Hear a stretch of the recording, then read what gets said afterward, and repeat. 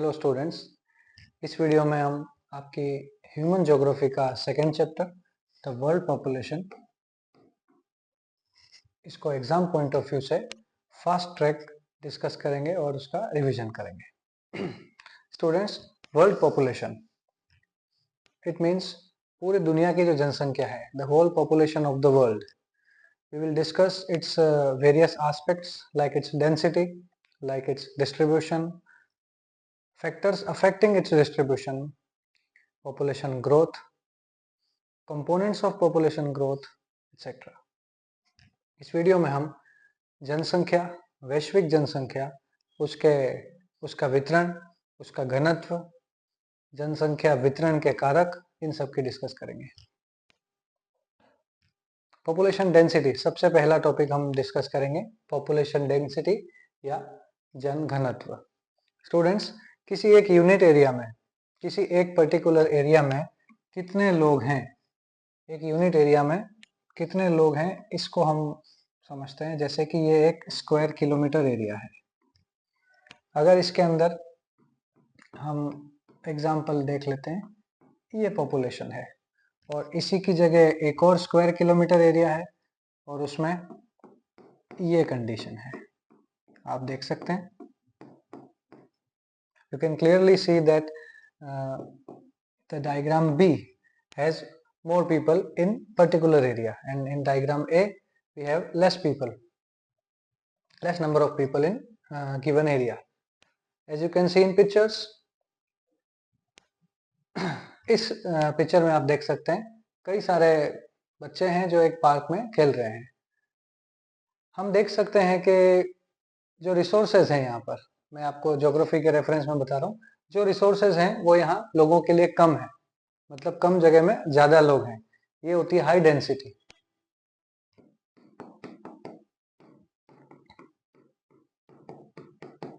मैं कोशिश करूंगा आपको ज्यादा से ज्यादा इजी एग्जांपल से ये टॉपिक समझा पाऊं, क्योंकि अब आपके पास टाइम कम है, बोर्ड एग्जाम्स पास है।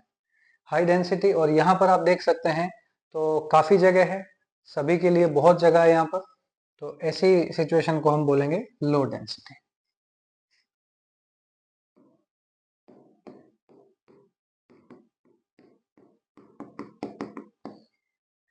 Now the question is why some places have high density and others have low density. सवाल ये है कि कुछ जगहों पर बहुत ज्यादा घनत्व देखने को मिलता है, जनसंख्या घनत्व अधिक होता है, कुछ जगहों पर जनसंख्या घनत्व कम होता है। तो क्यों ऐसा है? तो जरूर कुछ कारण होंगे जिनके कारण जन घनत्व बढ़ जाता है या कम हो जाता है, तो उन्हें देखते हैं हम। Factors influencing the distribution of population, या जनसंख्या को प्रभावित करने वाले कारक। ऐसी कौन सी चीजें हैं जिनके कारण किसी जगह की जनसंख्या या तो बढ़ जाती है या कम हो जाती है? What are the factors which influence a density of a place?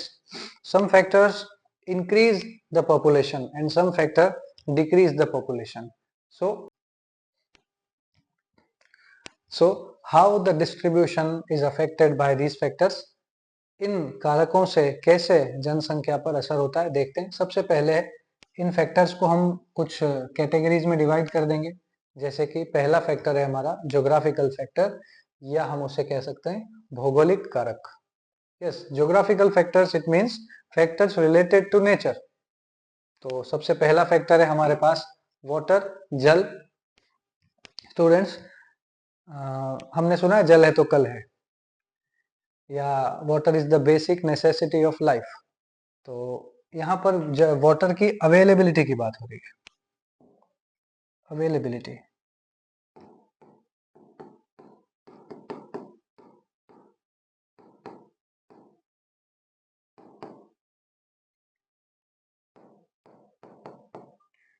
जल की उपलब्धता कितनी है उस पर निर्भर करेगा कि किसी जगह पर कितने लोग निवास करेंगे। If the water is available at a certain place, people tend to live there easily. They can lead their lives easily. अगर जल की उपलब्धता है तो वहां जनसंख्या ज्यादा होगी। तो इस तरह से जल या वाटर अफेक्ट करता है पॉपुलेशन के डिस्ट्रीब्यूशन को।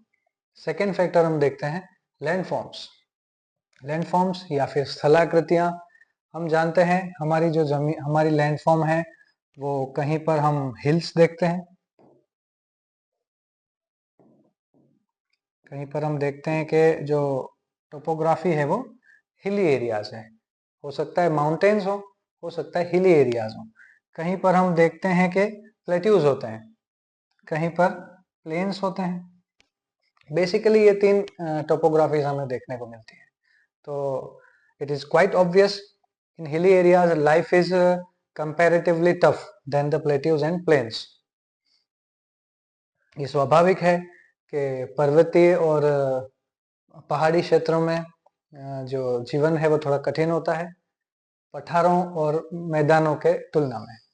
तो इसलिए अगर स्थलाकृति मैदानी है तो जनसंख्या का वितरण ज्यादा होगा।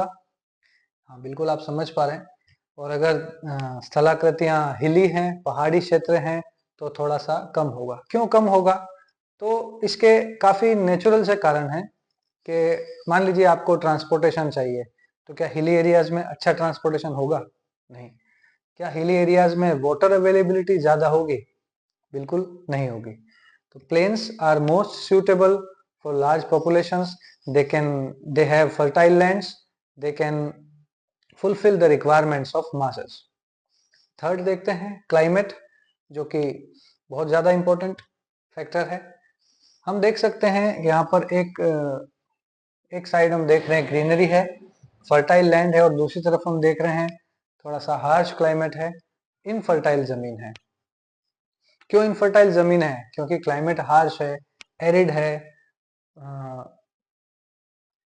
ह्यूमिडिटी की कमी हम साफ यहाँ देख सकते हैं। इस कारण से क्या आप इस जगह रहना चाहेंगे? नहीं, बिल्कुल नहीं, कोई नहीं रहना चाहेगा। सब हम सभी यहाँ रहना चाहेंगे। We all want to live here. Why? Because the climate is suitable. हम देख कर बता सकते हैं कि हाँ यहाँ पर ज्यादा से ज्यादा लोग रहना चाहेंगे। तो आप किन कारणों से यहाँ रहना चाहेंगे? रीजंस साफ हैं। हम अच्छे क्लाइमेट में रहना चाहते हैं, बहुत ज़्यादा गर्मी में भी हम रहना पसंद नहीं करेंगे, जहाँ बहुत ज़्यादा सर्दियाँ हो, बहुत ज़्यादा ठंड हो, वहाँ भी हम रहना पसंद नहीं करेंगे। It means basically harsh climate is resistance for a population. अगर बहुत ज़्यादा ही एक्सट्रीम क्लाइमेट होंगे, हार्श क्लाइमेट होंगे, तो लोग वहाँ रहना पसंद नहीं करेंगे। इसलिए वर्ल्ड में जितने भी हमारे दुनिया में, हमारे वर्ल्ड में जितने भी ऐसे एरियाज हैं जहाँ पर बहुत हार्श क्लाइमेट है, जैसे कि आप देख सकते हैं साइबेरिया, जैसे थार डेजर्ट, जैसे अंटार्कटिका, जैसे हिमालयन रीजन, बहुत ज़्यादा हार्श क्लाइमेट है। या तो बहुत ज़्यादा सर्दियाँ हैं, या बहुत ज़्यादा बहुत ज़्यादा कोल्ड टेम्परेचर है, या बहुत ज़्यादा हाई टेम्परेचर है। इन दोनों ही कंडीशन में लोगों की जो लाइफ है वो थोड़ी मुश्किल हो जाती है। इसीलिए क्लाइमेट हमारा एक इम्पोर्टेंट फैक्टर है। और आखिरी फैक्टर डिस्कस कर लेते हैं, सॉइल। सॉइल से हम क्या एक्सपेक्ट करते हैं?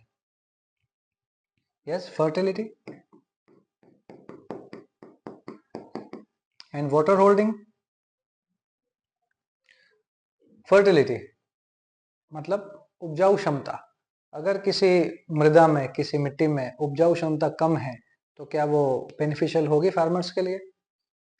बिल्कुल नहीं। तो जब सॉइल की फर्टिलिटी हमारी लाइफ को बहुत ज़्यादा सपोर्ट करती है, हमारी एग्रेरियन सोसाइटीज़ को सपोर्ट करती है, और इसीलिए सॉइल भी हमारे डिस्ट्रीब्यूशन को अफेक्ट करता है। अब हम आगे देखते हैं economic factors. Second category of factors, economic factors.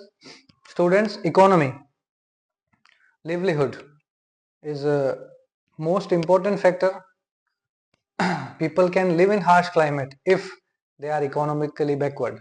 We can see several cases, several situations when people suffer in harsh climate. They suffer in extreme climate just to earn their livelihood.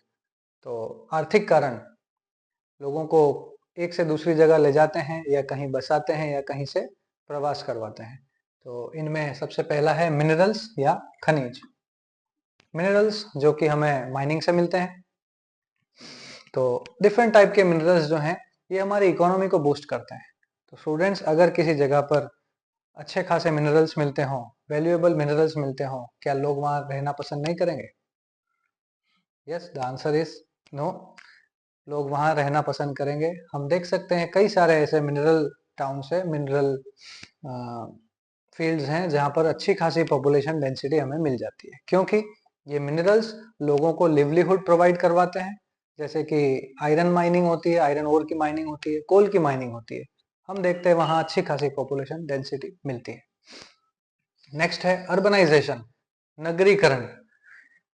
मतलब जब किसी शहर से, किसी गांव से लोग शहरों की तरफ मूव करते हैं, या फिर किसी गांव का ही शहरों में ट्रांजिशन होने लगता है, इवोल्यूशन होने लगता है, इसे कहते हैं हम अर्बनाइजेशन। अगर कहीं पर पॉपुलेशन बहुत ज्यादा, बहुत कम है और धीरे धीरे वो जगह डेवलप होने लगे, अर्बनाइज होने लगे, वहां पर फैसिलिटीज आ जाए, तो क्या लोग वहां रहना पसंद नहीं करेंगे? Yes, quite obvious. With increase of facilities, the population will also increase. People from nearby places, backward places, tend to move in those areas which are more urbanized. They have more facilities. Industrialisation third point है हमारा। आप देख सकते हैं यहाँ पर लोग जो एग्रीकल्चरल वर्क करते हैं, एग्रीकल्चरल या हमारा प्राइमरी सेक्टर है, उसके अलावा दूसरे ऑप्शंस हमें मिल जाते हैं इंडस्ट्री में। तो industrialisation provides employment opportunities to people, and that's why they move to places which are industrially developed. अब हम अगले टॉपिक पर चलते हैं, सोशियो कल्चरल फैक्टर्स, सामाजिक या सांस्कृतिक कारक। स्टूडेंट्स, लोग ज्योग्राफिकल फैक्टर्स की वजह से माइग्रेट करते हैं, इकोनॉमिक फैक्टर्स की वजह से माइग्रेट करते हैं जनरली, बट कभी कभार हम देखते हैं कि कल्चरल मैटर्स के कारण, सोशल मैटर्स के कारण लोग अपनी जगह को छोड़ के जाने पर कभी कभी कंपेल हो जाते हैं, मजबूर हो जाते हैं। कभी कभार हम देखते हैं सोशल इनइक्वलिटी पाई जाती है कुछ जगहों पर, तो लोग उन जगहों को छोड़ देते हैं। और कभी कभी कुछ कल्चरल इश्यूज देखने को मिलते हैं। अभी रिसेंट एग्जांपल आपने सभी ने देखा, एक हमारी नेबरिंग कंट्री में कुछ लोगों के ऊपर कल्चरल आइडेंटिटी के कारण अटैक्स हुए, और ऐसी चीजें सोशल या पॉलिटिकल अनरेस्ट कहलाती हैं। Social and political unrest.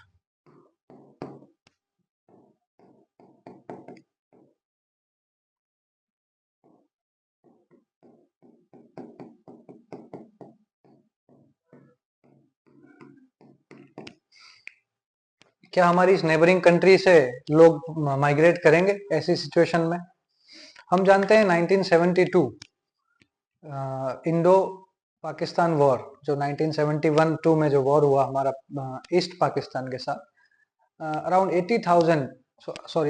80 lakh people migrated from Bangladesh to India.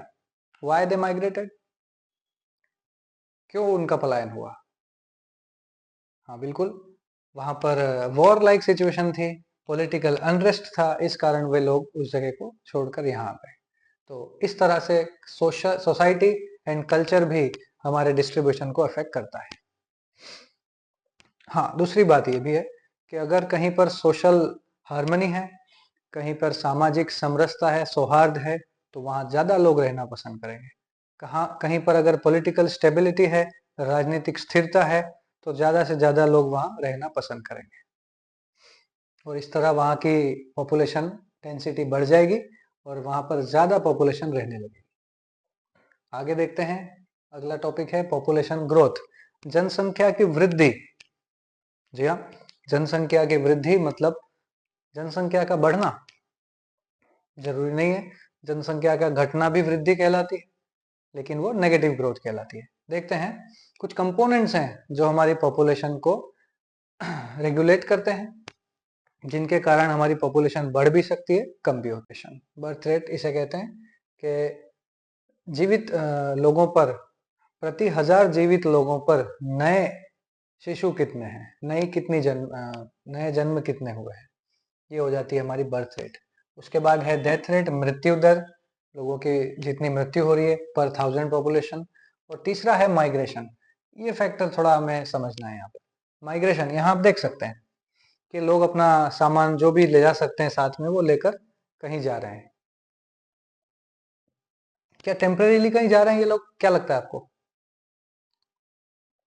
अपना सामान, अपने बेडिंग्स, सब कुछ साथ में लेके जा रहे हैं, मतलब ये लोग किसी कारण से अपने घर, अपनी लोकेलिटी को छोड़ के कहीं जा रहे हैं। तो माइग्रेशन, जिसको हम कहते हैं प्रवास, मतलब अपनी प्लेस ऑफ ओरिजिन को छोड़कर कहीं और चले जाना। तो माइग्रेशन से भी हमारी पॉपुलेशन के ग्रोथ पे असर पड़ता है। अभी हमने देखा जो बांग्लादेश से 80 लाख लोग 1971 में इंडिया आए थे, क्या उन लोगों का वहां से पॉपुलेशन माइनस नहीं हुआ और यहाँ प्लस नहीं हुआ? तो इंडिया की पॉपुलेशन ग्रोथ में उस माइग्रेशन का भी बड़ा रोल है। इमेजिन कीजिए 1971 में 80 लाख की पॉपुलेशन आज कितनी हो गई होगी। देखते हैं माइग्रेशन के कुछ फैक्टर्स को। तो दो फैक्टर हैं, एक तो है पुश फैक्टर,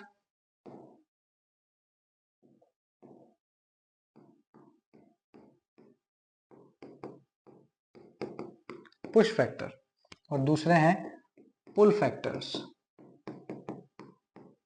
पुश फैक्टर्स मैं सिर्फ आपको इजीली यहां पर बता देता हूं। Push factors positive, sorry, push factor मतलब ऐसी नेगेटिव चीजें जो हमें किसी जगह को छोड़ने पर मजबूर कर देती है। Push factors are situations which compel people to leave their place of origin. It may be unemployment, it may be lack of facilities, it may be lack of social security, social justice, many other negative situations. They fall under category of push factor. And pull factors are all the positive things which attract people, which pull people to the place of destination. Students, हम जानते हैं कि लोग अच्छी education के लिए, अच्छी employment के लिए या अच्छी सिक्योर लाइफ के लिए कभी कभी अपने अपने शहर से कहीं और चले जाते हैं। क्यों जा रहे हैं? क्योंकि उन्हें उस शहर में कुछ अपॉर्चुनिटीज दिख रही है, उनको जॉब अपॉर्चुनिटी दिख रही है उनको एक सिक्योर लाइफ दिख रही है। जैसे कि इन लोगों को जहाँ ये जा रहे हैं वहां पर कुछ सेफ्टी दिख रही होगी या फिर उनको एम्प्लॉयमेंट मिल रहा होगा। तो जिस जगह ये जा रहे हैं उस जगह का पुल फैक्टर इन्हें खींच रहा है, और जहां से ये निकले हैं वहां का पुश फैक्टर ने इन्हें पुश आउट किया है। हम जानते हैं पुश का मतलब धकेल देना। तो ऐसी चीजें जो हमें धक्का मार दे, बाहर निकाल दे कहीं से, वो पुश फैक्टर हैं। और वो चीजें जो हमें खींचें, अच्छी अपॉर्चुनिटीज, अच्छे टारगेट्स, अच्छे गोल्स, वो सारे होते हैं पुल फैक्टर्स। एक टॉपिक है डेमोग्राफिक ट्रांजिशन, मतलब जनसांख्यिकीय संक्रमण। ये इन्फेक्शन वाला संक्रमण नहीं है।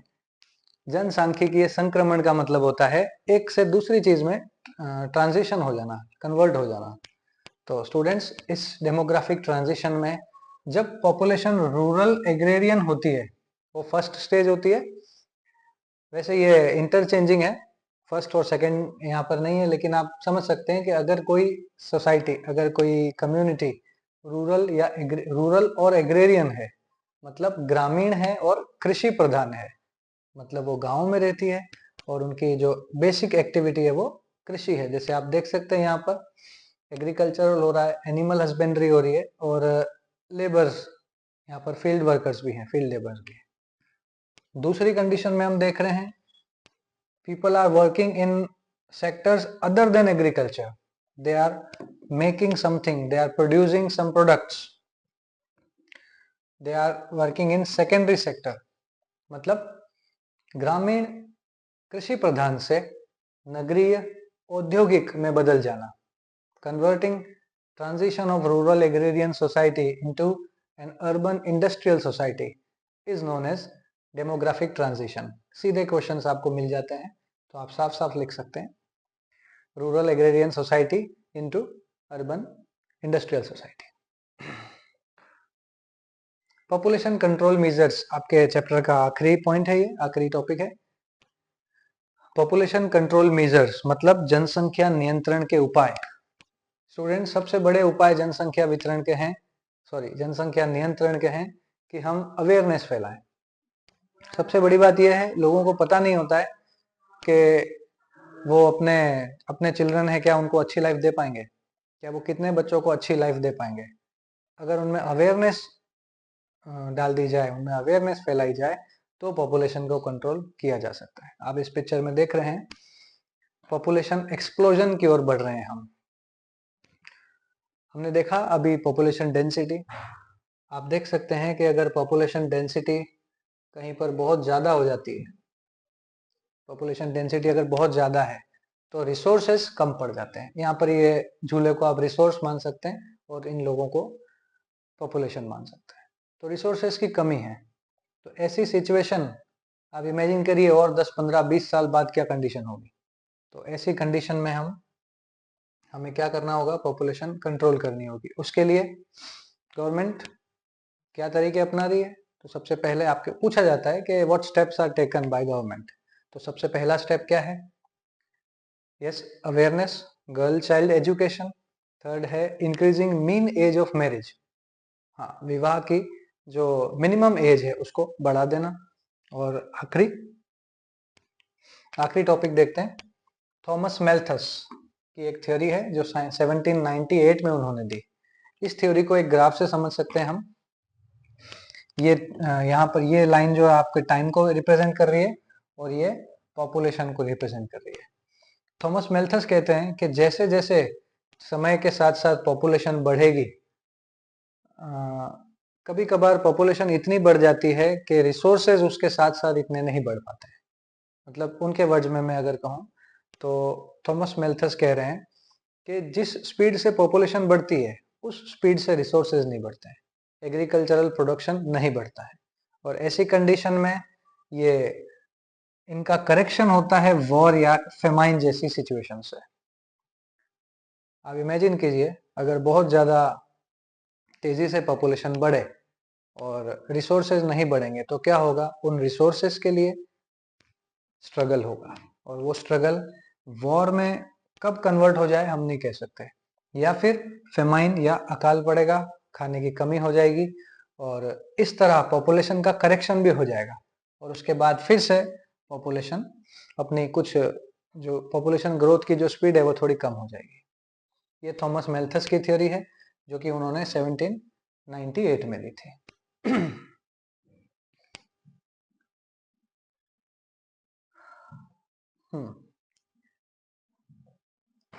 तो ये था आपका chapter 2, the world population. I hope मेरी कोशिश आपके लिए बेनिफिशियल हो और आप कमेंट बॉक्स में मुझे बता सकते हैं कि अगर और कोई डाउटफुल टॉपिक्स हों तो मैं उनके लिए भी ट्राई करूँगा। Thank you so much and best of luck for your exams.